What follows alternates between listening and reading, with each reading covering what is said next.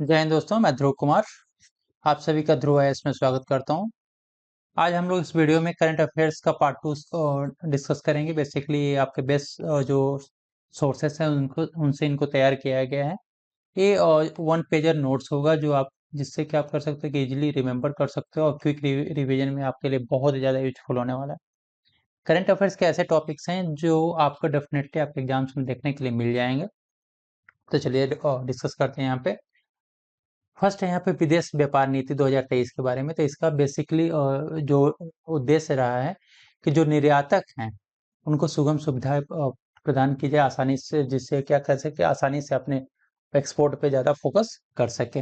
India का basically जो target रहा है 2030 तक का $2 ट्रिलियन तक का निर्यात करने का टारगेट है।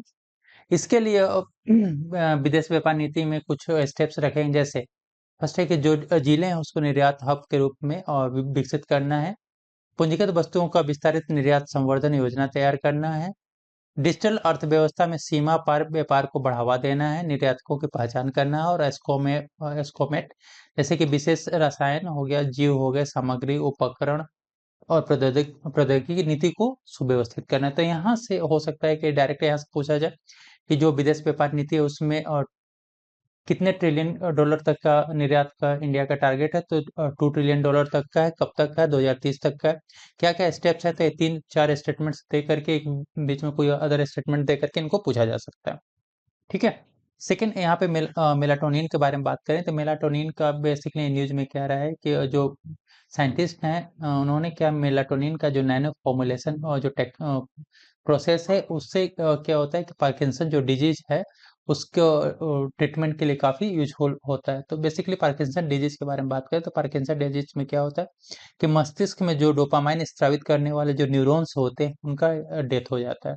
इसके डेथ के कारण जो होता है पार्किंसन डिजीज होता है। तो उसमें ट्रीटमेंट के लिए काफ़ी मेलाटोनिन का काफ़ी रोल होने वाला है। पीएसएलवी कक्षीय प्रायोगिक मॉड्यूल के बारे में बात करें तो ये मनस्तु स्पेस जो आईआईटी बॉम्बे का एक स्टार्टअप है।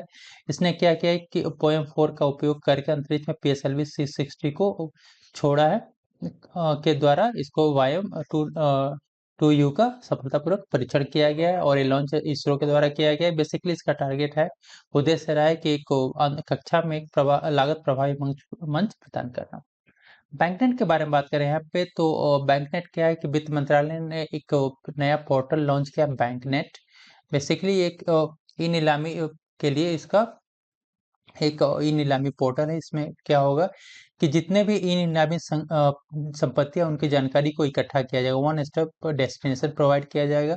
और ये सारी जो इन्फॉर्मेशन होंगी सभी सार्वजनिक बैंक क्षेत्र के बैंकों से रिलेटेड होंगी, जहां पर जो जितने भी खरीदार और निवेशक एक ही जगह पे सारी इन्फॉर्मेशन ले सकते हैं। और यहाँ पे जो लिस्टिंग होगी, लिस्टिंग में जो आवासीय परिसंपत्तियां हैं जैसे कि फ्लैट हो गया, स्वतंत्र घर, खुले भूखंड, वाणिज्यिक संपत्ति, औद्योगिक भूमि और भवन और दुकानें इत्यादि इसमें शामिल हैं।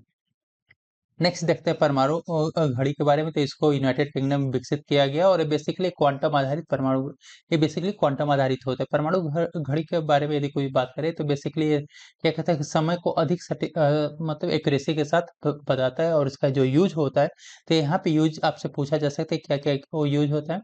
तो जो ग्लोबल नेविगेशन सैटेलाइट सिस्टम के उसकी सटीकता को एक्यूरेसी को बढ़ाने के लिए और साथ में जो उन्नत हथियार प्रणाली है जैसे निर्देशित मिसाइलें, गाइडेड मिसाइलें होती है वो सटीक अपना आक्रमण कर सके, इसके लिए इसका प्रयोग किया जाएगा। यहाँ पे दो स्टेटमेंट्स ये काफी इंपॉर्टेंट है ग्लोबल नेविगेशन सैटेलाइट सिस्टम में और जो निर्देशित मिसाइलें उन्नत हथियार प्रणाली में इसका प्रयोग किया जाएगा। और काम विकसित कहाँ किया है? तो यूनाइटेड किंगडम में किया गया।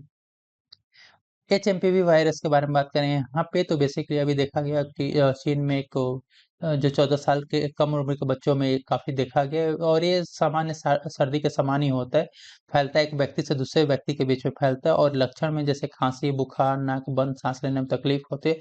अभी इसका कोई एंटीवायरल थेरेपी तैयार नहीं हुआ है, न इसका कोई टीका उपलब्ध है।